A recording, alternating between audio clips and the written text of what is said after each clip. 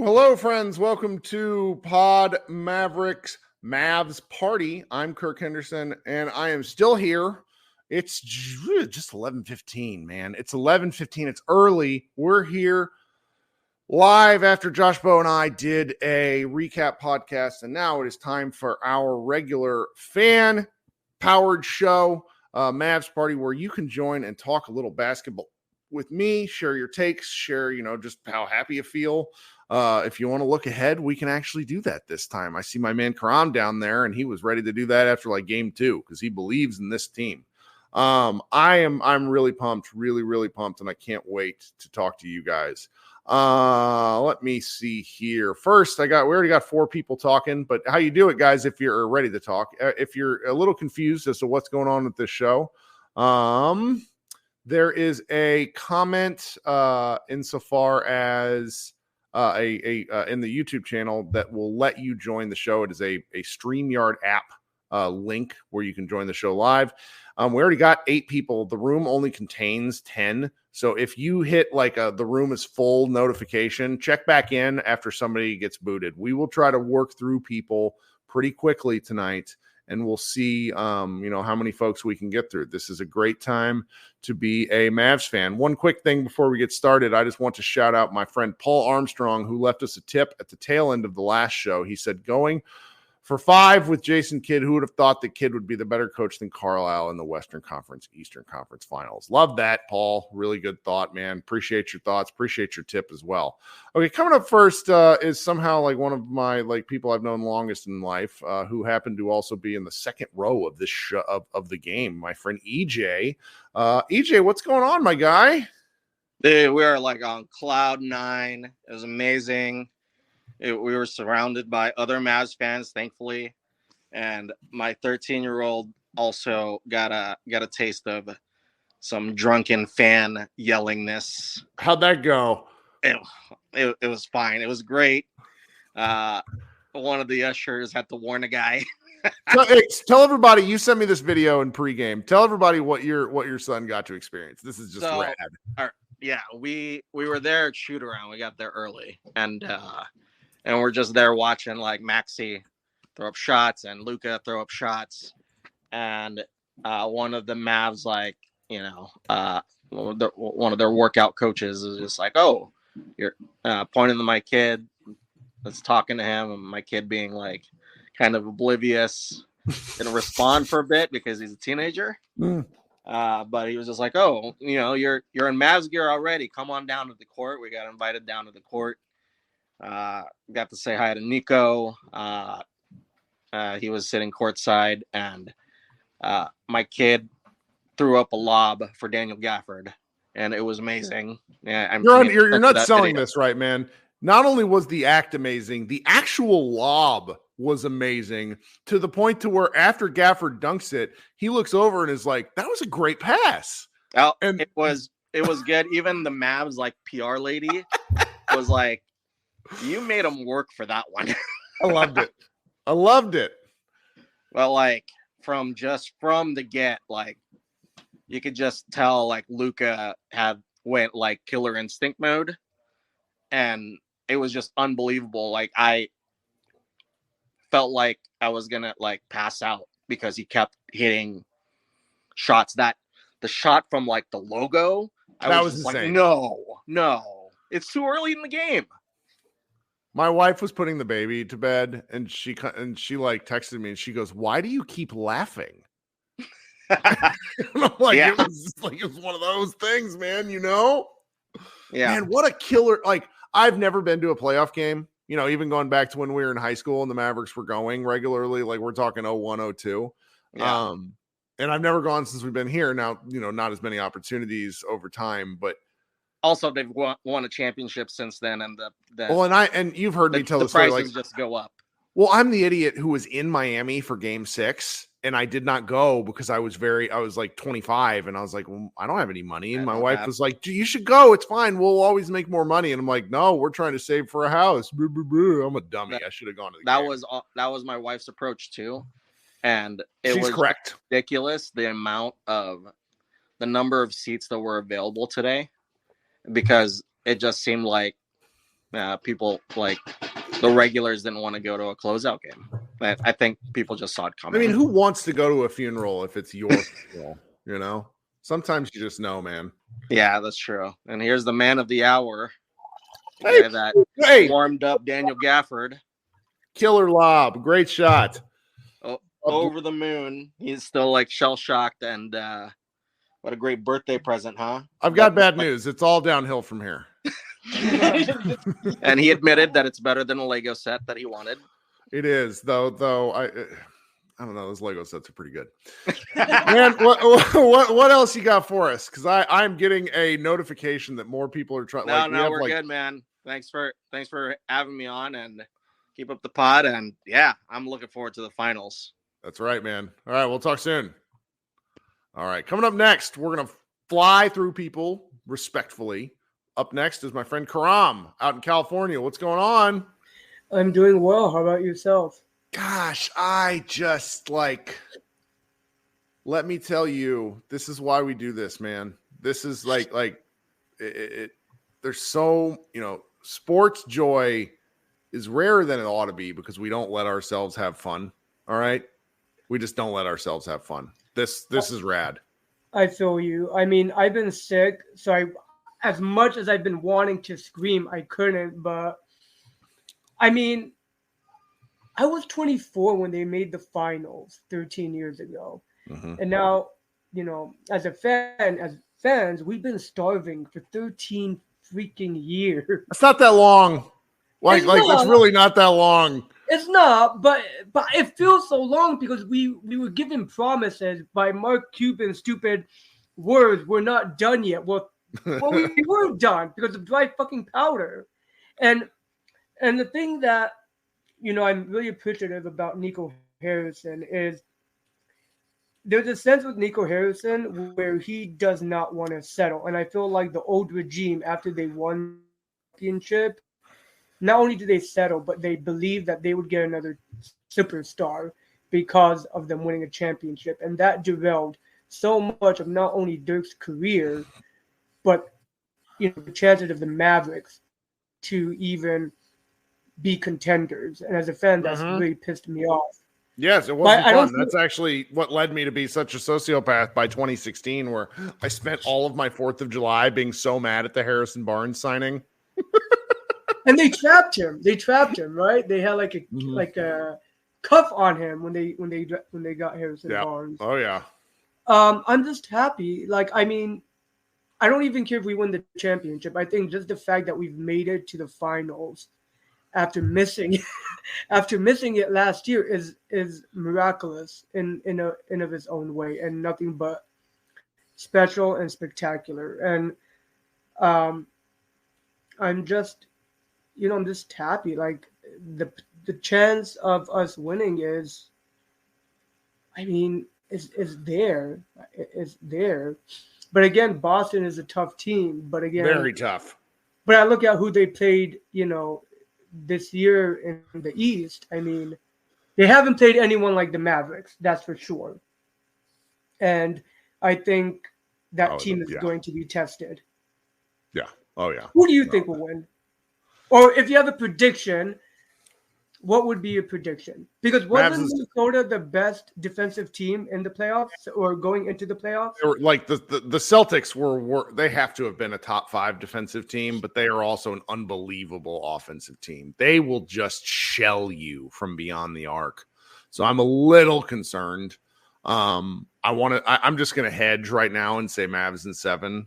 Because I believe in my team, but I really think it's a styles make fights. It's how do you adjust? And the Celtics are unbelievably good.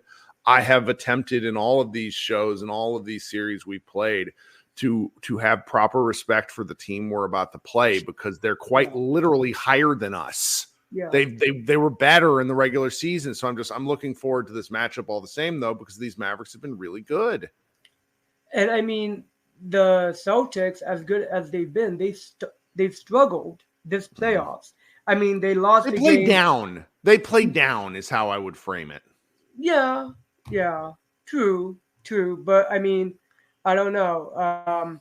I'm going to be a little bit more optimistic, but I am in a sense like too somewhat of a pessimist after being hurt by the Mavs for so long. What is it still 2-3-1-1? Or did they change that to 2-2? You know, I don't know. That's a great question. You know what? At MavsMoneyball.com, Jordan Or did they change Brodess. it back to 2? No, 1-1-1-1-1-1. I love this. All right. It is Mavericks versus Celtics. So those first two games. Celtics. I can't tell. Shoot. I just can't tell. This is annoying. They put it. Yeah, it's 2-2-1-1-1. Okay. And I like that better. I don't like the 2-3-2. Like, we have airplanes now. Everybody's fine. Yeah. I'm going to say Mavs in 6. Yeah. Yeah. They'll end it at home. Love it, man. Well, we're going to talk about this series soon, so I hope you come back to those other shows, all right? Thank you. One last question. When does it begin? Is it next week? June 6th, to a week. And I know this because I have to drive my dog out to Texas A&M that morning for a checkup. He had brain tumor a couple of years ago, and they want to check on him. So I'll be like in my car. Like, I'm going to be a lunatic by the time that game tips off because I will have been up and like loaded up on caffeine. So, all right. Well, I hope you feel better. Okay.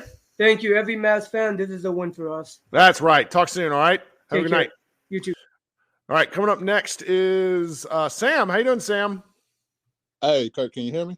I can't hear you. You look great. You sound great. You don't. That's a joke because you never show your face. What's going on?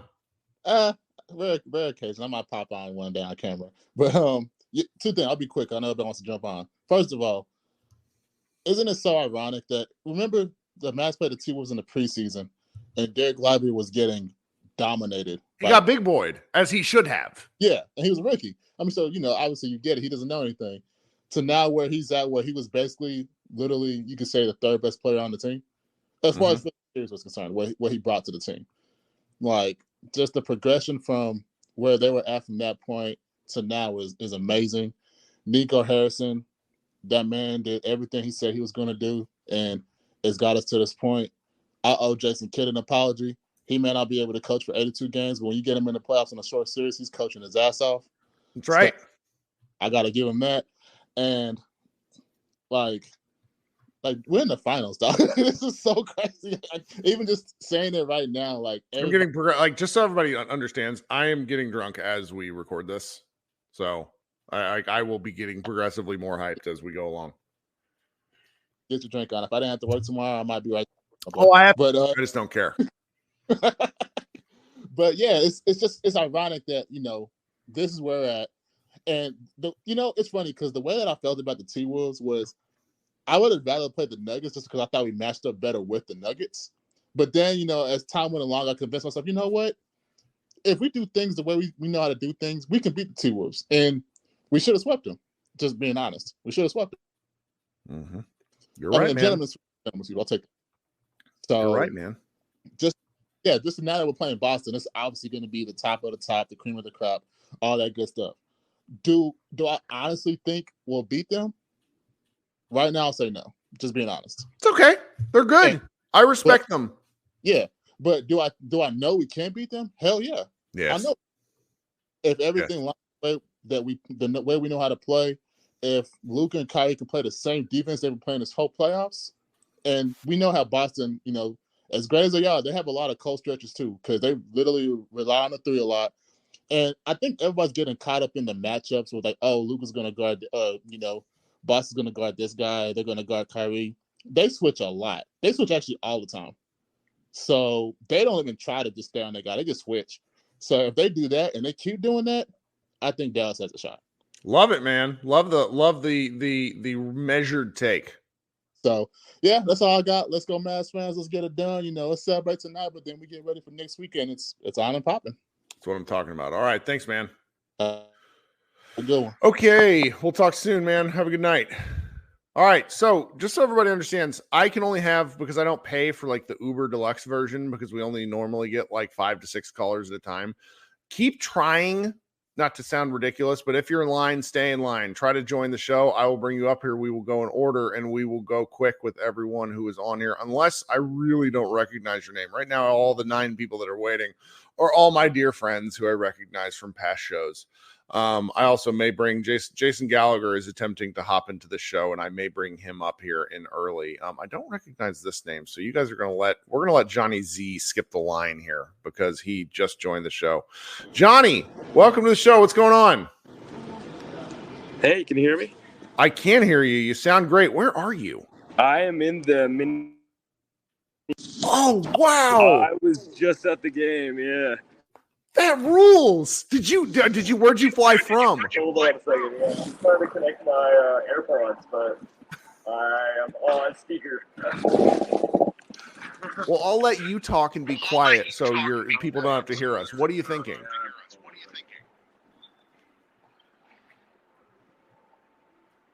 Tell us what you think of the game, man. I cannot hear you. Johnny, we'll bring you back up in a little bit. Hey, what about now? I'm good now. Yeah, sorry. I'm connected to my AirPods now. There we go. I love technology. You're at the airport listening on your phone. Tell us what you thought of the game while you were at the game. Oh, my God. What an atmosphere, I got to say. Timberwolves fans are the nicest people in the freaking world, I got to say. The people in my row were just an absolute blast to hang out with. It was such a good time, yeah. But I just want to say I've been a long-time listener, been listening for like 3-4 years now, and I just appreciate everything you guys have done. And it's my first time up here, so. Well, thank you, Johnny. Where do you normally live since you're in the airport? This is cracking me up. Yeah, I'm currently in Philly, so. Okay, This is what I love. Like, I had a guy message me. I think said he was in Egypt or something. And he's like, I'm up at 3:30 in the morning watching this game. And it's like, everybody that thinks I'm hardcore, like, I couldn't fucking do that. Like, flying from Philly to watch the Mavs in Minnesota is fantastic. Good for you.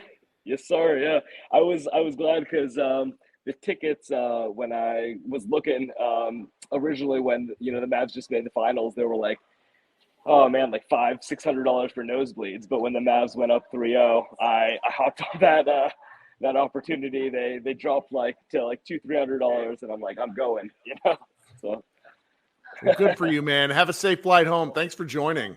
Appreciate it. Yeah.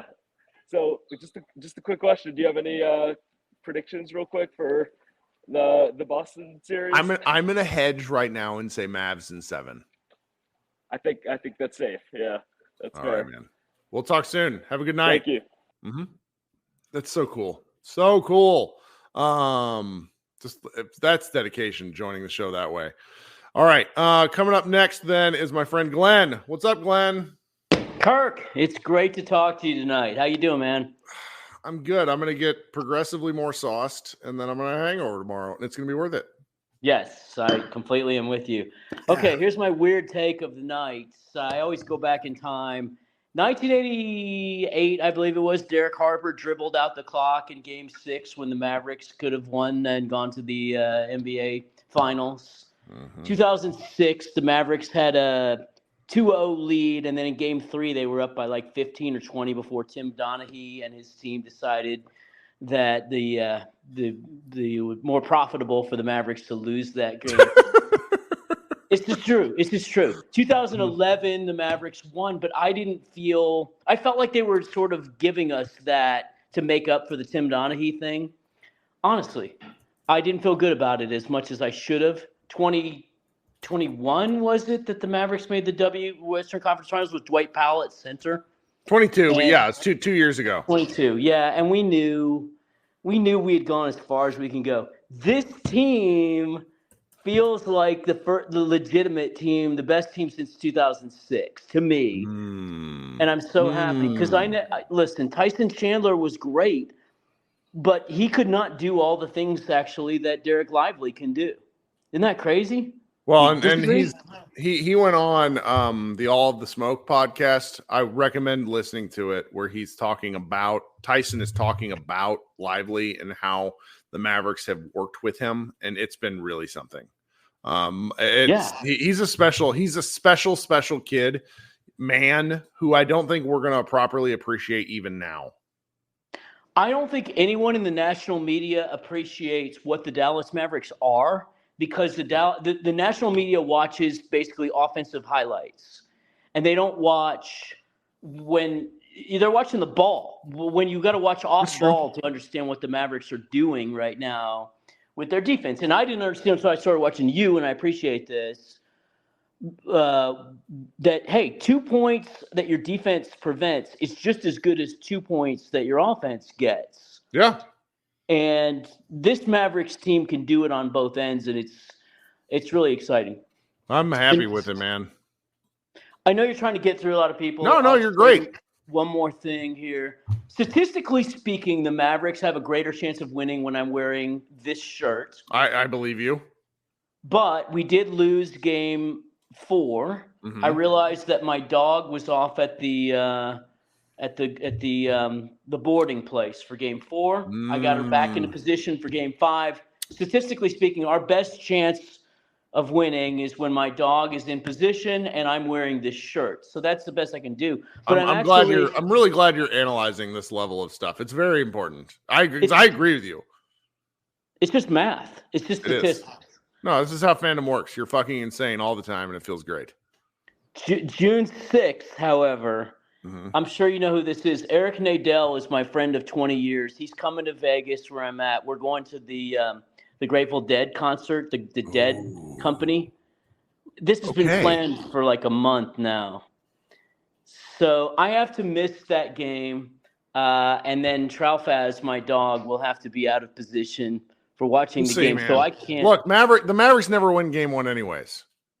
Well, honestly, I feel like this screwed up Jason Kidd a little bit because his rope-a-dope strategy of you let the team win game 1, that's the home team, you suck them in a little bit, you analyze what they're doing. I felt like this was harder for him to win a series where they won game 1. So maybe I'm doing everybody. The chat is freaking out that Eric Nadel is your friend. What? Eric? Shush. Eric Nadel has been my buddy for 20 years. It's not a work-related thing. It's just something we've known each other since I was a blues DJ back in Los Angeles, and then Eric is a huge music fan. No, you got it. Yes. Yeah. No, that's fantastic. All right, man. Well, I appreciate you joining once again. Also appreciate the tips from earlier. All right. I tipped you on game. I'm so drunk. I watched about 10 minutes of your game 4 podcast here after game 5 without realizing I was on the wrong. What are they talking about? Why are they talking about the Mavericks losing? That's good, man. Yes, but yeah, you got a tip on that one too. Thank you so much, Kurt, for everything. Thank you for everything you do. Bless you. Yeah, of course. Have a good All right, so Jason Gallagher is texting me and he's like, I can't join. There's too many people that are in here. So what I'm going to do here is I'm going to punt Glenn, and then we're all going to not join the show, and we're going to let Jason Gallagher join the show, and then I'm going to bring him up here. Jason Gallagher, if you guys don't know, is the producer behind some of the most successful NBA podcasts out there. He's also a longtime Mavs fan. Oops, sorry, Glenn. We're going to let Jason, are you going to join in these 30 seconds in which I'm pressing the button? He might have already stopped listening, which would be my favorite thing if that happened. I'm going to filibuster for just a few seconds. We're going to see if he's going to join. I want to give a shout out to my friend Do Dang, $5. He says, congrats, Mavs fans. Really appreciate that. Actually, Do, he gave again. He said, I'm drinking the Mavericks Kool-Aid. Jason, we're letting you join. Everybody's holding off to let you join. Longtime friend of the show, Jeremy Sennett, said, yeah, I had more comments, but YouTube keeps blocking things. YouTube blocks curse words. It makes me angry because it's my show and I can't type the F word into the comments. Like, it's my show. All right. We're going to bring Jose up and we're going to see if Jason will still be able to join. He might have quit already. Who knows with Jason? Jose, what's up, my friend?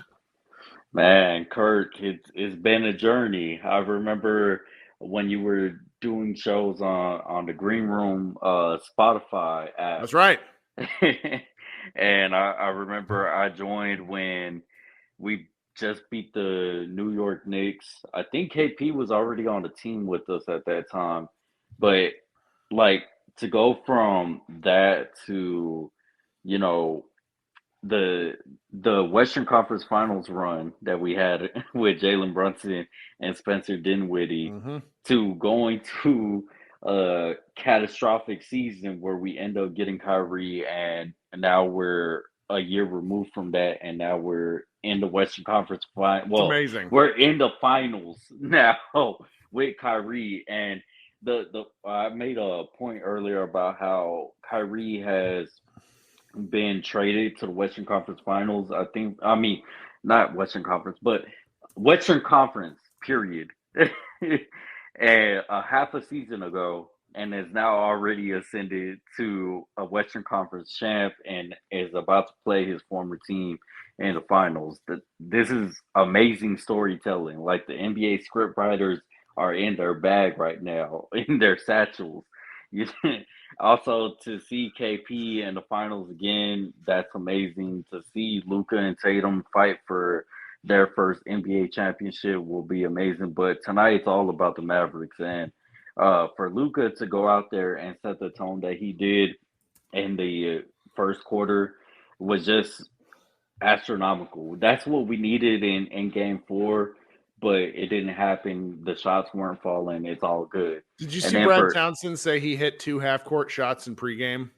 I seen one of the video. I didn't see the second one, but It's like this motherfucker is locked in. but like that's the thing about Luka. I seen a tweet that said like Luka is such a sicko that he probably just threw Game 4 just so he could get back on the road and perform in front of the Minnesota Timberwolves fans and send them home sad. I mean, I don't like that, of course, but hey, if it works, it works. I can't be too mad about it. You've been waiting in the chat here. Have you seen this video that friend of the show, Grant Afseth, took of Luka drinking a beer and Michael Finley taking it away from him? Oh yeah, yeah. That Holy shit! That little detail I didn't notice until Shieko pointed it out, and I was just like, "Oh wow!" But like, Finley's probably like, "Hey, we have another series to go." Like, he's yeah. right. Yeah, but it's so funny. Like one of the funniest things that happened the last few days is somebody like Jack, Mavs Moneyball contributor, made a joke where it's like Luka's extending the series on purpose because he's trying or the Mavericks are extending the series on purpose because we don't want Luka to have time off. And like seeing the man like just drinking a beer post game, good for him. Fuck it. Like I just look, man. Some of us gentlemen, ladies out there in the world, some of us really struggle with fitness. And like when we talk about Luka's fitness, some of it is because it's like we're talking about ourselves here. All right. And then self-projecting. It's right. So it's like, how fucking gnarly would it be if the fat guy goes and wins the NBA championship? Hey, Patrick Mahomes, your quarterback has a dad bod, and he won the Super Bowl. So, that's right, man. I mean, the dad bods are probably going to be killer. They're right, in man. now. I love it. But I was just gonna say, like, I saw a little bit of Jaden Hardy on Instagram Live. I saw a little bit of PJ Washington on Instagram Live as well, and I think it was Tyler Hero who commented like, "You went from Charlotte to the finals, how?" And PJ just cracked up, started laughing. It was like, let him fucking know. Like, I love it.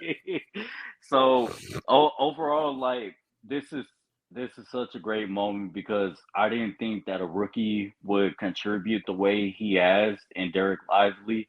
I mean, there was a lot of questionable moments from Gafford in this playoffs run that I was just like, man, we just got to go with Lively. But Daniel Gafford coming up with huge blocks in the moment against Cat. He's played great Edwards. The last two games. Gafford leveled up the last two games is my take. Absolutely. And also something I don't want to forget because this was just beautiful. This is how I knew we were just going to outright win the game besides Luka's first quarter. Is Kyrie pulled up for a transition 3, I think, or a step back 3, and he just knocked it down over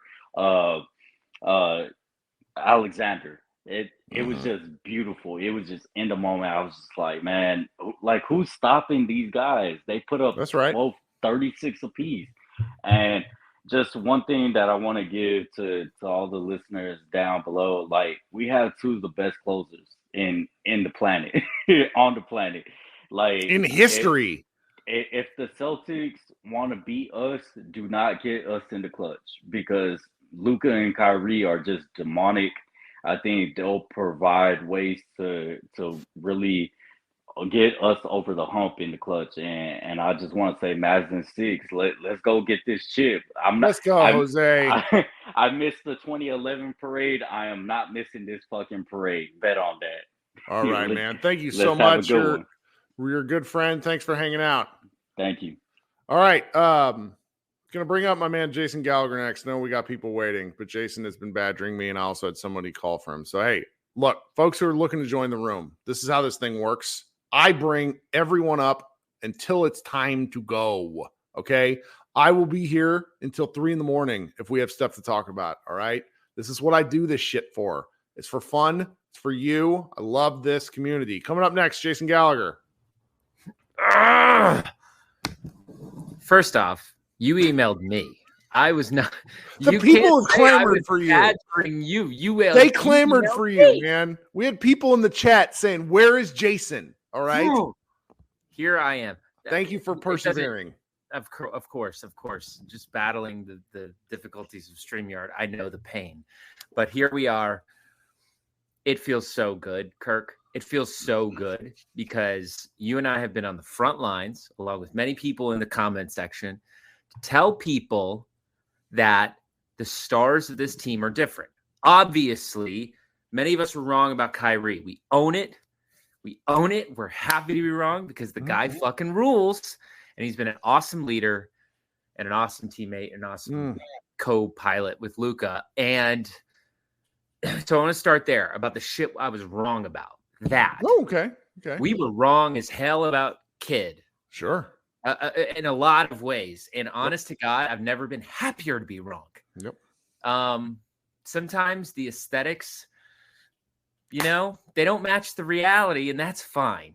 For me, I didn't understand, I was like, is this guy motivating? I don't know. It's a long game, like that soft spot. But the man is a king, clearly.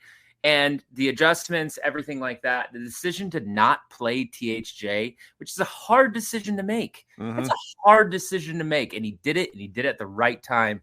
Shout out, Kid. Now, let's talk about the shit we were right about. Everything else. And just like Kid, we're not perfect. We've got our flaws, but we come through where it matters. And by God, you and I were on the fucking front lines about Luka basically since before he was drafted. Sure. Shout out to my man, Brian Schrader. You can find him, Brian J. Draft, or Brian J. I'll send it later, but he's like, I'm sitting there watching Dennis Smith, 10 games into that season. And it's like, look, man, Dennis Smith has something, but he doesn't have it. I watched Luka, and anybody that watches this guy as a teenager, it was undeniable. And the only reason he fell is because of Mina Kimes basically saying he ordered double nachos at a Hard Rock Cafe during an interview. I'm fucking convinced. And then little did we know that was the strength. And, Kirk, one thing that's really funny to me is that I've been on the Bill Simmons podcast one time. I've made one appearance. It was prior to this draft, and he said, what would you do at this pick? And I said, if Luka's available, you get him. No doubt about it. And if you don't, you go Trae Young. Honest to God, a really good look by me. Sure. For that high profile of an appearance. And then he got drafted. It is documented my reaction. I bought a cigar pre the draft. I was so drunk. He gets drafted. That podcast is so funny. I was so drunk by the time Josh and I recorded, because it was all I had wanted for a year. That Slam doesn't put this stuff on, but Ben Collins, now the owner of The Onion, that's a weird sentence, wrote an article about me for Slam where he's like, Kirk willed this into existence, and then shared a bunch of my tweets. And it's like, look, man, they're only certain players have that certain, and you in your position with what you've gotten to do have probably talked to some of the most amazing athletes on the planet. Yeah. And there's just a certain thing that separates those guys who can do the different thing. My opinion, Anthony Edwards, probably one of those guys. He's just young. 100%. I was at game 4, the only game that they won. Wolves back. Anyways, they won one fucking game. They started wearing Wolves back shirts. Are you kidding me? Anyways, Anthony Edwards, though, he wasn't like shooting the ball amazing, but the way he was leading his group, you could tell he wanted the shit. You could tell he wanted the smoke. He's a leader. He's the dude. The same way Luka looked at him in game 3. And I respected it. Anthony Edwards is the shit. Now, the difference that just at least right now, and I've had this take for a while, and I feel very strongly about this, that Luka has a bit of MJ and LeBron wrapped in one. Okay. In this, he's as smart as LeBron. He's very, very smart, and he is as big a dick as MJ. LeBron's not really a dick. He's not going to take things personally. Luka takes things personally. He's the guy who's like screaming at that person with the white handkerchief. Like, what is that person doing? Screaming at Josh Green, screaming at everybody. You're going to love this story. So apparently on the Timberwolves subreddit, somebody posted, like, if you're going to the game tonight, don't cheer or don't scream at Luka. Don't say anything. Silence makes him uncomfortable, but cheering against him gives him energy. It's like throwing a thumbtack at the Hulk. Keep going. I want to just imagine I get in a fist fight with someone and the person breaks my nose and breaks my legs and breaks my ribs. Sure. And on the way out, they stub their toe. And then I show up the next day with a Jason back t-shirt. It's just a flesh wound. Why would they do that? Anyways, I'm just ecstatic because it validates a lot of what we have been talking about with what makes him different. Anyone who's watching knows that the guy is different. That if you had said at the beginning of the year, if you had said that a team that heavily needs Dante Exum, the rookie Derek Lively, even Daniel Gafford, PJ Washington, Derek Jones Jr., who was not great in his last situation, you would have been like, there is no way that team's coming out of the West. Nevertheless, guys are better when they play with Luka. I don't know if you've heard much about Dorian, God bless his soul, or Spencer, but guys are just better when they play with him. He is a fucking transcendent player. Guys want to play with him. He's a winning player.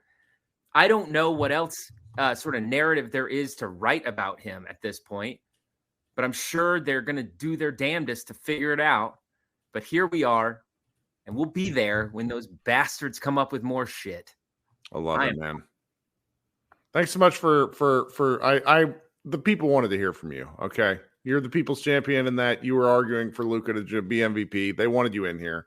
They wanted you. And so appreciate you joining in on the show. Thanks so much for hanging out, and we'll talk soon. Okay. Yeah, buddy. All right. Jason's the man for joining the show. I badgered him to join, but it's because he has great takes. Everybody understands this. Though I love all of you because you guys have great takes. PrizePicks is America's #1 fantasy sports app with more than 5 million active members. Get in on the daily action with your friends and become part of the PrizePicks community today. The finals mean more on PrizePicks, and so do the star players. You get boosted payouts on select basketball stars that you won't find anywhere else. And when the finals are over, the hoops action doesn't stop on PrizePicks because women's basketball is just getting started. With young stars like Caitlin Clark and Angel Reese looking to make names for themselves, alongside greats like Brianna Stewart and Asia Wilson, you could win up to 100 times your cash watching them ball out. This week on PrizePicks, I'm looking at the basketball board and selecting Jaylen Brown for more than 25 points, Tyrese Halliburton for more than 10 assists, and Jason Tatum for more than 10 rebounds. Download the app today and use code BLUEWIRE for a first deposit match up to $100. That's code BLUEWIRE on the PrizePicks app for that first deposit match up to $100. Pick more, pick less. It's that easy. All right, we're going to fly through, folks. All right, so coming up next from across the world, Sudarshan, what is going on? What time is it where you are? It's about 10:25 in the morning. All right, so you've had a great day. You started the day probably at about 5, and you got to watch Luka Doncic destroy people for your morning coffee. Yeah, but the game starts at 6. I don't know what it is about the 6, NBA. okay. I don't know. Time is not my forte. I've been drinking wine. It happens. No, that's good. No, what I was saying was I don't know what it is about the NBA. They cannot start a game on time, but Oh no. It's 15 minutes later than any. Like you have to. They say the start time, but then what you need to look for. Follow Chuck Cooperstein. He'll tell you the tip time. That's really what matters. yeah. So a couple of things I want to say. First of all, amazing game. It was great that they just came out and stepped on their necks and said, you know what, fuck this. We are not going back to Dallas to play this team. Mm-hmm. The second thing was, no one is talking about the fact that we beat the number 1 seed, the number 3 seed, and the number 4 seed. I am. I specifically wrote it in my recap where I'm like, the Mavericks earned this. There's a whole lot of weird talk, and there will continue to be weird talk. Well, you're here like big time Billy Simmons talking about how the Mavericks, they're actually quite good. No, the Mavericks earned this shit by playing the best teams. The end. 100%. And what's really interesting now that it's sort of looking back on this, it's like they talk about Tim Connelly sort of building the Timberwolves to beat the Nuggets, right? I think Nico Harrison just built the team to bulldoze everyone. I think he might be your biggest fan actually, because he's sort of listened to you sort of begging the team to get bigger, and he said, you know what, I'm just going to get the biggest, baddest motherfucker. Isn't it crazy? So this is an area where I was wrong. I've wanted the Mavericks to find more and more shooting, but Rob Mahoney of The Ringer, and I interviewed him about this, talked about how the Mavericks want to be bigger and have more athleticism.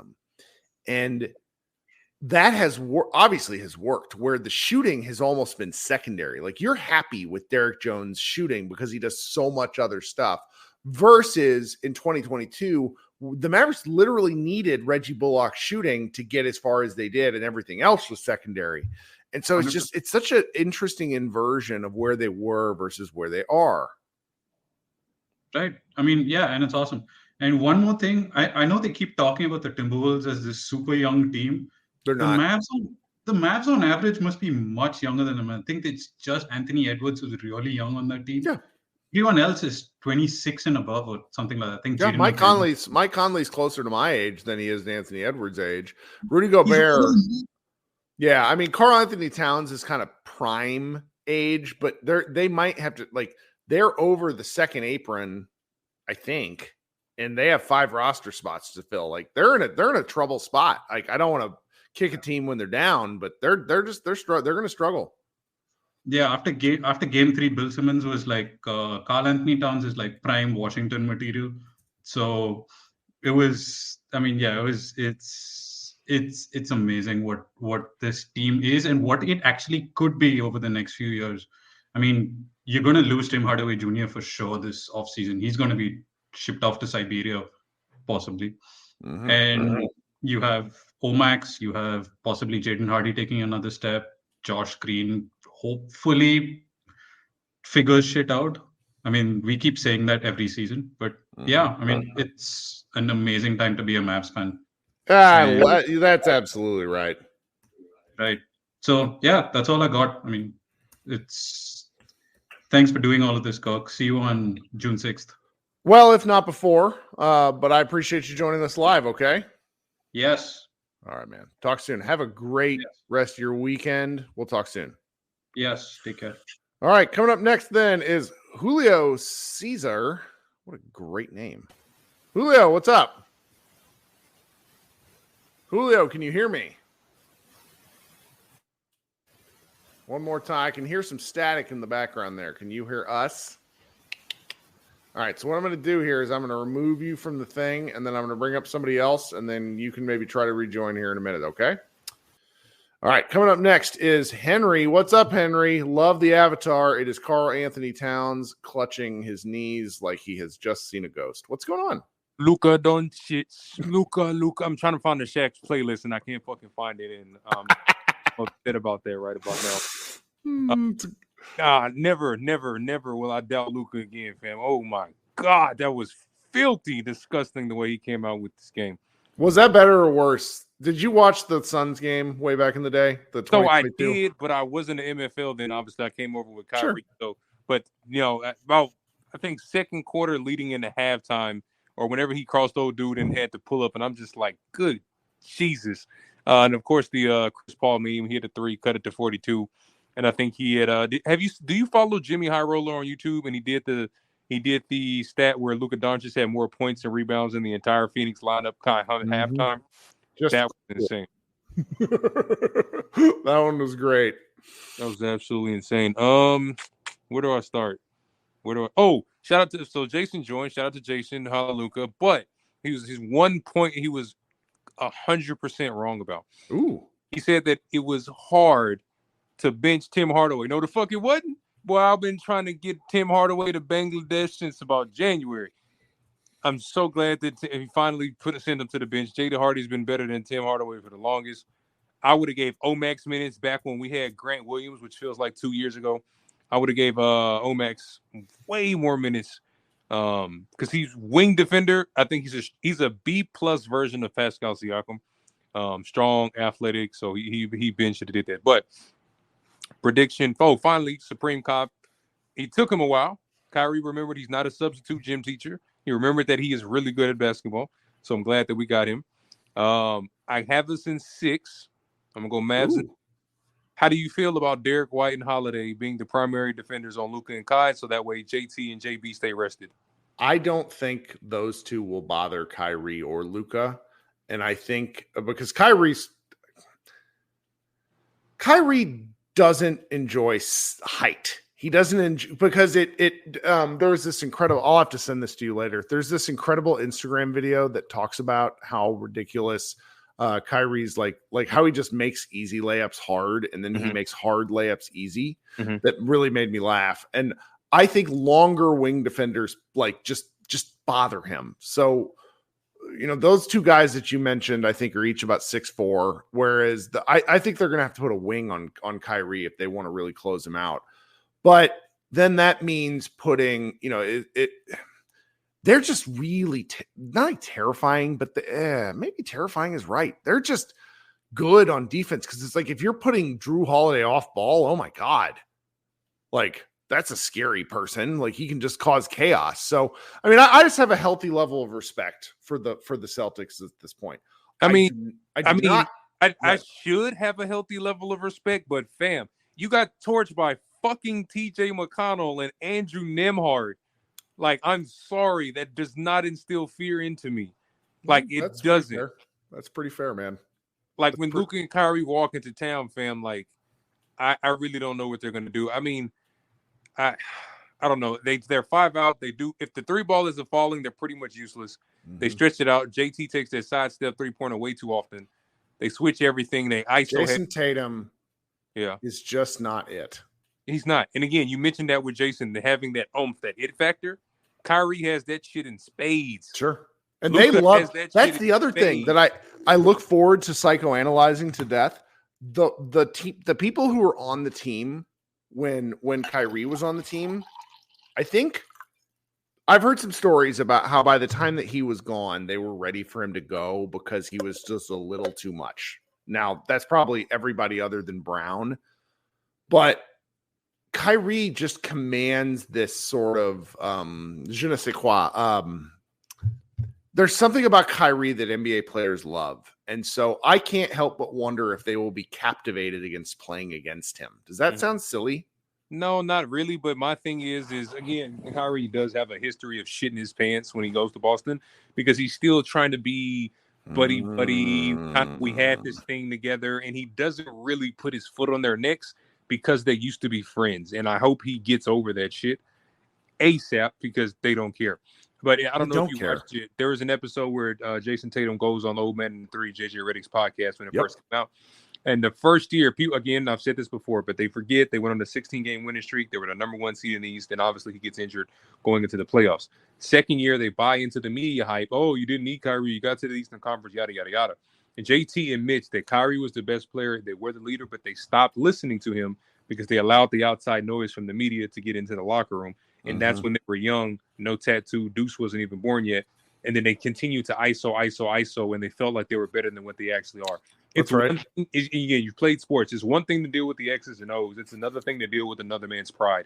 So that Boston didn't go as well because they listened to the outside noise. I think they would have won if they would have followed him. But it is what it is. Bygones be bygones now. But that JT admitted they did not listen to Kyrie that second year, and it bit him in the ass. So Mavs in 6.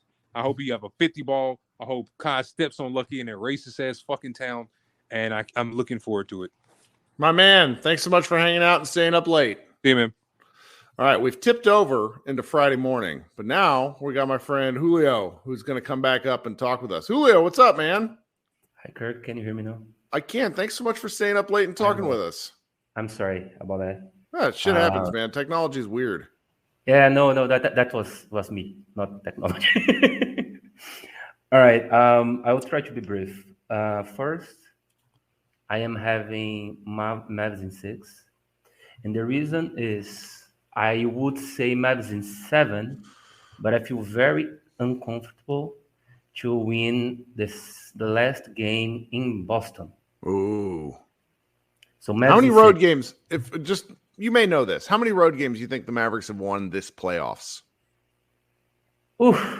I don't know, 5? 9? Holy shit.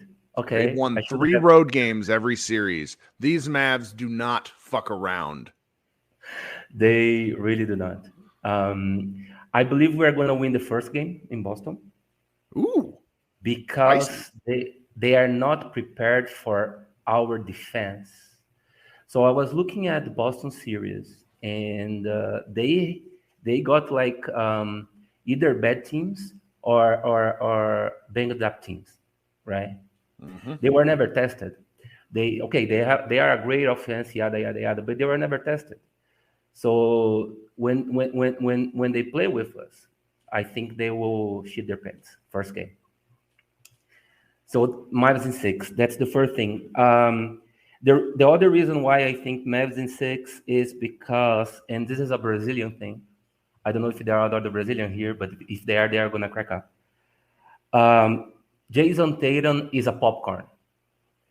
And what that means in Portuguese is, I don't know, but I want to know. When you give too much heat, it pops. Okay. I love this. This is spicy. Yes. Yeah. I think we are gonna see. Now, if you look at the last year, I believe Boston was winning like 3-0 and then against the Heat, and then the Heat pushed to 7 games, right? Yes. That is gonna happen. Jason Tatum is not the superstar that people want him to be, right? The other thing that I want to say is about Minnesota real quick. I believe Anthony Edwards is going to be a superstar. I do too. He has it. Did you right? With him and Luka after the game in the back in the like kind of the underbelly of wherever Minnesota plays, they shake hands, and it's just because Anthony walked off the court. He did not shake anybody's hand in the post game. Like the asshole in me totally loves, because I'm just like, when I'm mad, I'm like, fuck everybody. Yeah, fuck you. And so he came down off it and shook hands, and it's just, it looks like the Magic Johnson, Larry Bird. No, I'm sorry. The Michael Jordan, Larry Bird handshake, where Larry Bird is kind of being like, fuck you. It's great. I love it. It's yeah, but go ahead. Sorry, I didn't mean to interrupt. Yeah, no, that's good. I believe Anthony Edwards will win the championship in Minnesota one day. He's that good. Yes. They will have to get rid of Cat for that to happen. I do not believe in Cat. I don't know what. There's something wrong with that guy that I really don't like it. Played hard tonight though. Like, I was kind of sick of his shit, and he really, really, really impressed me with how hard he played. Because he had 28 points and 12 boards. He was like the only guy other than Ant that was like, I'm gonna try. I agree. I mean, if he understands that his game is at the ring and not shooting threes, then he can be the guy. But he wants to shoot threes. He wants to be the better, greatest, biggest, blah blah, whatever, shooting threes. I really don't like Cat, so I don't know. I think he'll have to get rid of him eventually. Now, one short note just to make fun of Spencer Dinwiddie, who decided to go to the Lakers instead of Dallas, with an incredible quote comparing when you get into a fight, your daddy, your mama, blah blah blah. Yeah, okay. So you went to Lakers, didn't have enough playing time, and played terrible when he was in the court. Yeah, Spencer Dinwiddie is a loser. Totally. He could be here winning a championship, but now he's I don't know where. So just for full disclosure, everybody, I am quite drunk now. So let's keep it going. All right. So two more things, right? For the next thing is, I'm very excited to see Derek Lively grow. I think Derek Lively floor, from what I saw this year, is Rudy Gobert with a jump shot. Floor. That's what I think. I think I want to see him shoot a jump shot, though. But yes. Yeah, me too. But from what I heard, he has it, right? Mm-hmm. So let's see. Hopefully, the next 2 years he starts shooting, and then we are going to be unbeatable. And the last thing. Sometimes when I see our team missing too much, and I'm not talking about Luke and Curry because they carry a very, very heavy load, I wonder if they need more reps. Do you know who Hortensia is? Brazilian basketball player. She's from the same era as Oscar Schmidt. Okay. I do know Oscar Schmidt, but tell me more. Go ahead. Okay. So Hortensia is considered the best female basketball player in Brazil. Yes. All time, right? And she said, I don't know if it's true, but I want to believe it, that after every game, she went to the court and shoot 1,000 makes, not tries, makes. We need some of that from our players, right? That's Josh right. Green, Derrick Jones Jr., PJ too, right? See if they start like getting that hand right. That's all that I had, Kirk. Hey, I really appreciate you staying up late and joining the show with us. All right. Hey, thank you for the show. This is incredible. Right. I love it. We'll talk soon. Be good. Have a great day. Okay, guys. Julio joined the show. We're gonna bring up Brian next, and then I have to bring up my friend Ben. Because Ben is my friend. Actually, all of you are my friends, but you guys will appreciate this. Oh, where did Dylan go? Dylan just dropped off. Shit, Dylan. I didn't mean to, Dylan. Come back. I'll bring you up. It's just so hard keeping people live. I want just because everybody's so patient with me. Dylan, if you come back, you will join next after Brian. Dylan, what's going on? Yo, what's good, Kurt? Man, look, we're going to the finals. We're going to the finals. Does it feel good? Man, it feels. Kirk, conference finals, 11 seed, NBA finals. Nobody can take this away from me. This just feels awesome. This is great. You know what I'm saying? And the path we took to get here too.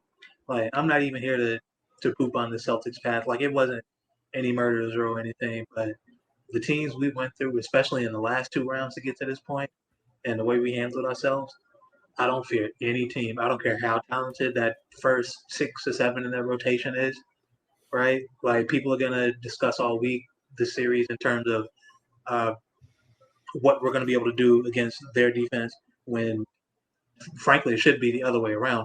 I can't wait. Like, the number of dumb shit things that are going to be said about the Mavericks, I cannot wait.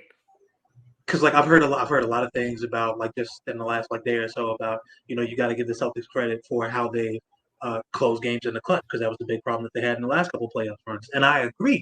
They've been really good in the clutch, and they've been really good at closing teams out, especially in that Indiana series when they should have lost, like, 2 of those games. And Indiana gave the game up in some ways, and they were just like, fine, if you're going to give it to us, we'll take it. And they closed games out. They're going to be trying to do that against a much better defensive team than what they played in this playoffs. Much better. This is the best defense in the playoffs, period, point blank. And they need to be more concerned. People need to be more concerned about what they're going to be able to do against our defense as opposed to vice versa, because, like you said before, you really need length and speed to bother Kyrie, and Jaylen Brown just simply doesn't have the foot speed. Tatum is going to have to be on somebody else because he's their 4, and that's just leaving, like, that's asking a lot of Drew Holiday or Derek White. And then, look, man, there was that one game after the trade deadline, where Jaylen Brown really got the best of Luka on both ends, and he had a great game. There's no disputing that. That's not how it's going now. This is a completely different team. So, yeah, I would be careful discussing the series in terms of what we're going to be able to do against them as opposed to vice versa, because we've shown improvement against far superior talent how we can close games out and how stout our defense is. That's right. That's right. So you're a Cowboys fan, right? Brother, I got off that narcotic a couple years ago. I am a Jaguars fan. Well, so I have a really important question. And this is it's been bothering me for a day. How is Ant gonna get Micah Parsons his shoes? It's gonna have to be FedEx because he ain't coming back to Dallas. Not unless he got a vacation home here. You know what I'm saying? Unless he like to come and trip through Dallas like Zion do, then I don't see no reason for him to come here. Micah, if you're listening, go fuck yourself. I don't know why they let those bums into the game, man. No, because you know what? He's a dummy who wears he's a jersey floating dummy who wants the tickets and the seats. And so here's the thing about that. If you're going to do that, don't get caught being a fraud. Now, the one thing I will say about that is like when you saw Ant and him standing side by side, that's the vision of Ant being a football player. Jesus Christ. Talk about a man. Like you think because of all the Jordan Comp stuff, you would think Ant is like 6'6". He's not. He's only like 6'4". Mm-hmm. That brother is stout. That dude is built like a. I mean, Ant. Like if you would have put Ant on the NFL diet, he would have been 6'4", 270 pounds, and would like break whole defenses. He would be Myles Garrett. He could add that kind of weight and still be as athletic as he like. Oh God, that's a whole other can of worms. Yeah, and this is an incredible comment from one of my friends at Bright Side of the Sun. Darth Vader says, "Congrats, Kirk. What a feeling. All I have is jealousy, knowing we never should have drafted DeAndre Ayton." God, let me tell you something, guys. There's simply nothing better in sports than a person who is a good sport. Like when the Mavericks get ran off, like it's just. People that are so set, like anybody that can have a joke, like God, good for that guy. Love, like, because it's right. It's like it's fine. It happens. It goes over. You know, the Mavericks had dumb shit happen to them for years, and this is where we are. Anyway, Brian, what else are you thinking? I'm glad you brought up people who can take a joke and people who are good sports. At Phil Fan account on Twitter. Go fuck yourself. With that, we're going to head off to the next man. We got a whole room full of people. This is preposterous. It is 12:15. We've been going on for over an hour. We're going to keep this party going for a while. Thanks so much for hanging out. Yes, sir. All right. So if my man Dylan is out there listening, I saw him sort of frustratingly get off. I apologize. Dylan, you come back in. I will bring you up first. But up next, I got to, and Brandon, I see you waiting. Mr. Green, Simon, Krishna, everybody's up late. We're going to get to everybody. But I got to get to my friend Ben. Ben has a unique job. We're not going to talk about that unique job, but let me just tell you that I have some of the weirdest friends across all of sports. Ben, what's going on? Hey, how's it going? We fucking did it, baby. We did it. Does this feel good for you as an East Coast Mavs fan? You're up late watching the ball. What's going on? First of all, I'm in Chicago now because of the new job we're not going to talk about, but you're still in the East Coast because Chicago is a hellhole. That's true. Very good point. Very good point. It is spiritually of coastal. You're spiritually Midwestern now, even though you have to stay up late to watch sports. I had to stay up late and just eat Italian beef all day. That's okay. But, dude, baby, we fucking did it. And 6 years ago, this month, we were like, you and I, all we did was be like, how the fuck did the Mavs get Luka Doncic? That's right. I was standing in a Trader Joe's parking lot where I'd been begging you to write something for Mavs Moneyball for like 3 years and you just wouldn't do it because you had a real job. And you sent me it over direct message over Twitter.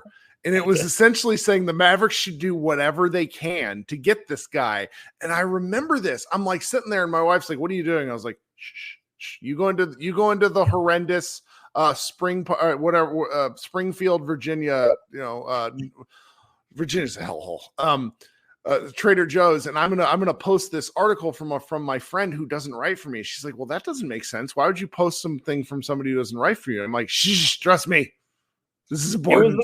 I mean, to be fair, the research came from you because you had retweeted a guy who brought up, well before this was a thing that people thought about, who brought up Luka's deceleration, right? Mm-hmm. Yeah, it was that P3 Sports Academy. That's right. Yes.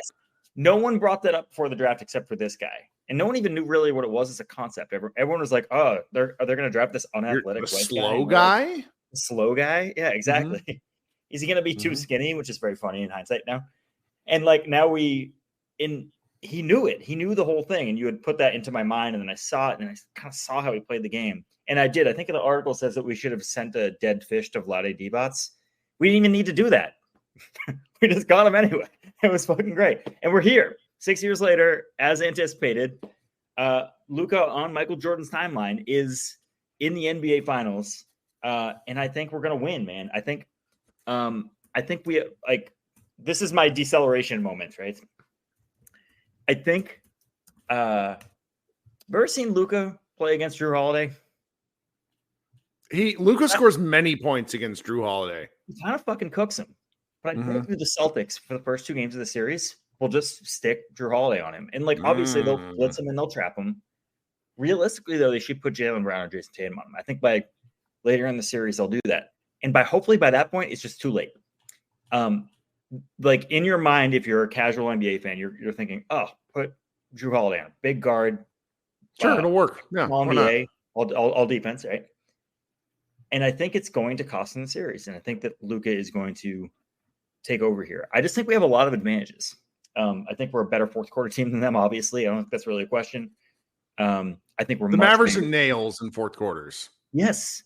We're much bigger than them. We're considerably stouter basketball team. And I love what Julio, your 2 guests ago, he said that Jason Tatum is like popcorn because he pops when it gets too hot. That's right, man. I live in a family full of Celtics fans. You know, I'm from Boston, Massachusetts. My whole fucking family talks like this.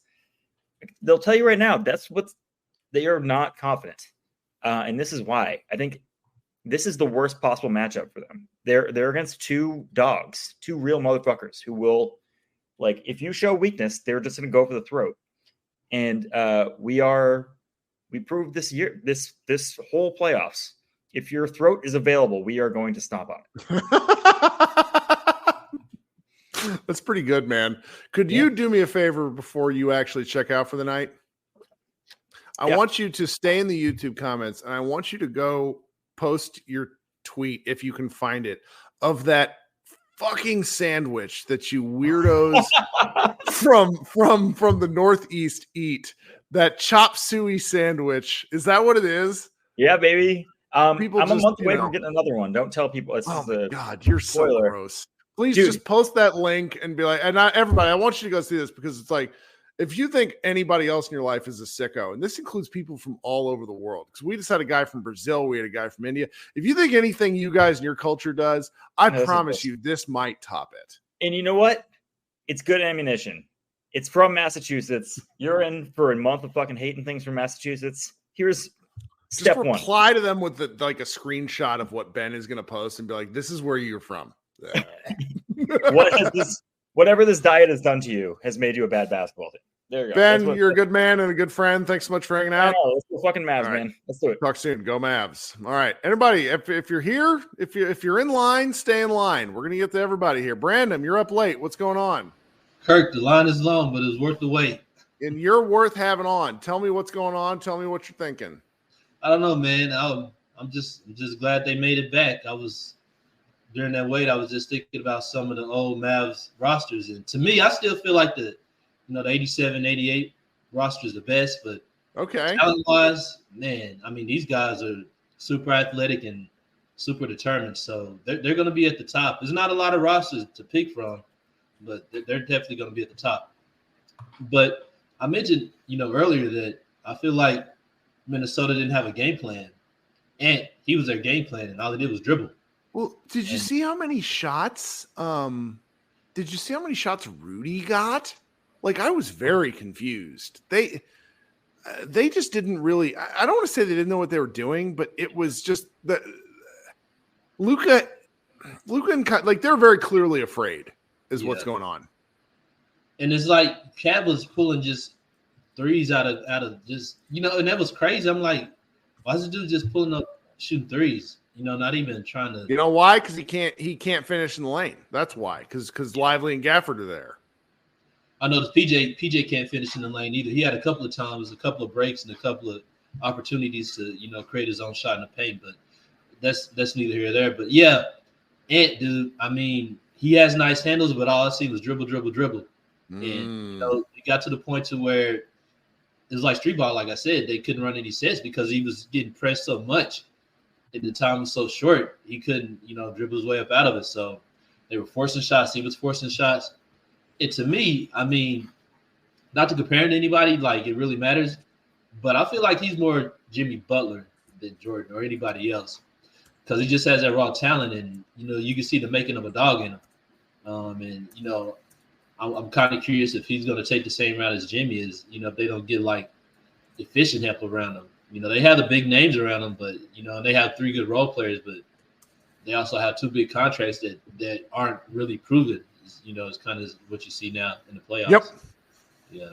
But yeah, definitely. I'm thinking that the Mavs are really going to win it. I don't know what game, but they're not going to be able to push Boston around like they did Minnesota because I mean those guys. If somebody's dribbling, what Boston has is they could pass to somebody that can at least they have a lot of opportunities for scoring. Minnesota, they didn't have a lot. They had 3 role players and 2 guys that didn't show up, and a dude that was forced to dribble a lot. And I don't think they're going to force Boston to do the same thing. So I think they're going to have to think about the talent that they're going to be on the floor with. And like I said before, Boston, they're up 4 games on Dallas. Dallas been on 4 against Boston since, last year and this year. So they're going to have to think about some stuff. But it's a good opportunity for, Luka to shed a lot of people up. And they're like, this is great, man. Like, and in terms of the Luka shutting up people narrative, we're going to have 2 straight weeks of motherfuckers putting their foot in their mouth and saying dumb stuff about him and dumb stuff about the Mavericks. I personally can't wait because it becomes a content field day for people like me. And then Dalton Trigg, who's down there, he's working late. So I'm gonna make him come on after Mr. Green. And before my man's, you know what? I might have to bring on Simon because Simon's East Coast based and he's probably going to stab me in the throat if he has to stay up any later. But anyways, there's plenty of people that are going to say dumb stuff. I can't wait. Just can't wait. God, and they're going to make it sound like they supported Luka the whole time. I'm like, man, dude, y'all were calling him fat and saying that he needs to drip past the ball and he can't do it and he can't shoot free throws and this and that and messing up the guys' names on TV. I'm like, come on now. But it's going to be a field day just looking at the people try to, some people they just got to eat crow and they don't want to. I mean, it is always, to me, it's always going to be what other teams can't do. It's never really going to be about what Dallas can do. That's right. So, redemption song. That's all I'm talking about, my man. We're going to do this, and it's going to be fun, and we're going to be hanging out together. That's right, Kirk. Appreciate you. All right. Have a good night. We'll talk soon, okay? See you, Kirk. All right. I just want to give a quick shout out to, I don't want to mess up my man's name. He says, Rajan Udeshi. Hi from Sri Lanka. What a fantastic. I love the internet, friends of the program. I just love the internet. All right. Coming up next then is my man, Mr. Green. Mr. Green, what do you got for us? What about a few shout outs, Kirk?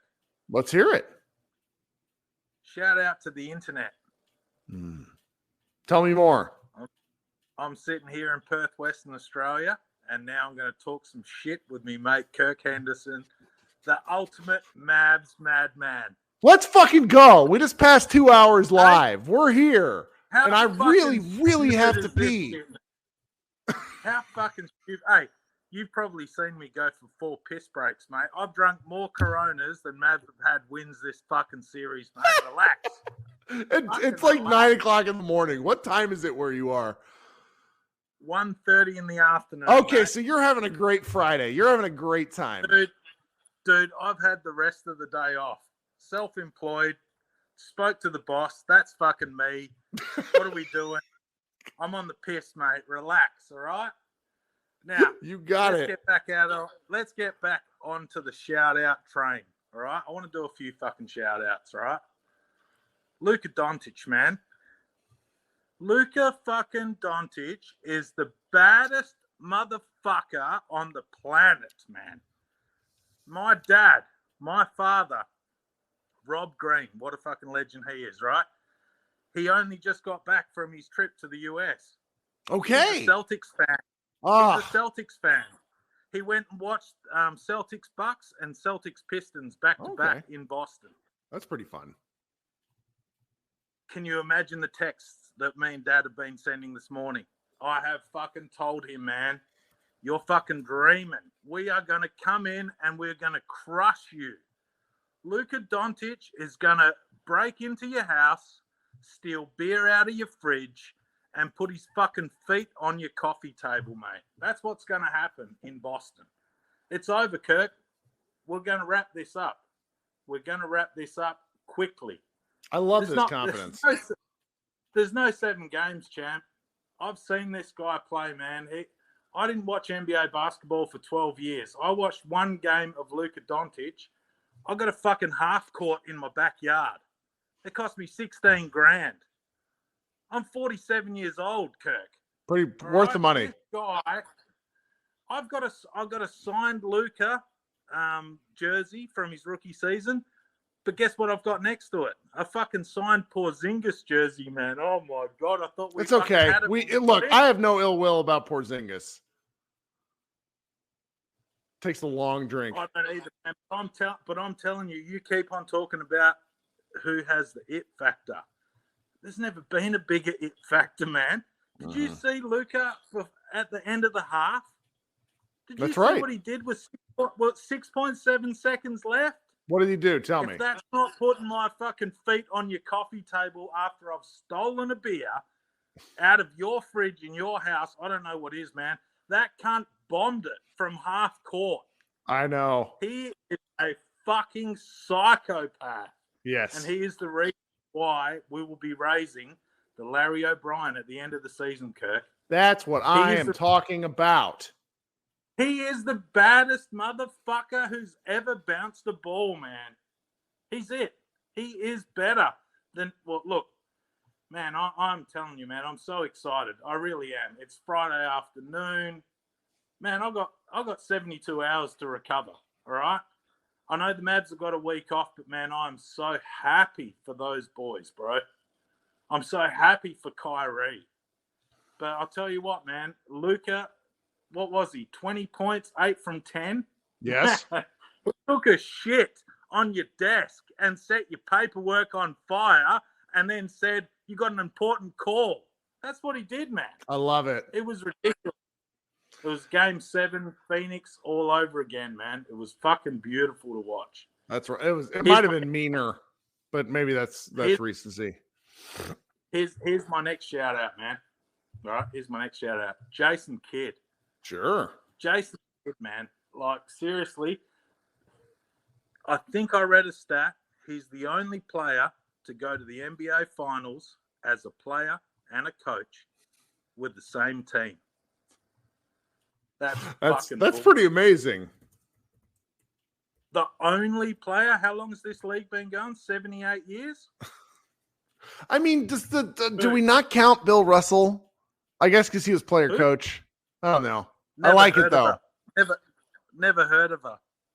No, I like it, man. I shouldn't be disrespectful. That's pretty funny. I don't care. It's late. Nobody cares. We don't mind. My man, Nico Harrison, man, what a legend. That's true too. What a legend. PJ Washington, like, he is the prototypical player that Dallas needed to disrupt defense. He's like a Jaden McDaniels, you know. He's got the height, but he's got the length, right? Derek Lively, man. What a fucking story. Derek Lively? Come on, man. What was he at? Never had a double-double in college? Dude. What a fucking legend. Mate, that guy is tough as nails, man. Imagine losing both your parents at that age. That's we're gonna have to talk about that when I'm not drunk, because that's like, he's just an impressive man. Shout out to him.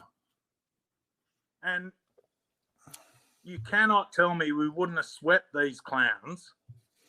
And that's what they are. They're clowns, man. They clown themselves. You can't put Luka Doncic on the floor and then go, you know what? We're confident in Rudy Gobert being able to close out a game in the last possession. You can't do that shit, man. That's ridiculous. So you're right. I'm PJ Washington, Daniel Gafford. Look, you know, Gafford, Is he a 16-game player? Yes. I don't know. But you know what? When you've got so much gravitas around you, man, you're able to drag these players up to a level that you need to be the champs. And imagine going through the whole roster doing a shout out when you win and you go to the NBA fucking finals, Kirk. Do you realize we're going to the NBA finals? I do. Imagine going through the roster and just doing a bit of a little shout out to everyone tonight. There's not one player that you can say, oh man, we really need to, pull your socks up and try a bit harder. Man, we're in the fucking finals, Kirk. And guess what? We've only got the Boston Celtics to beat, mate.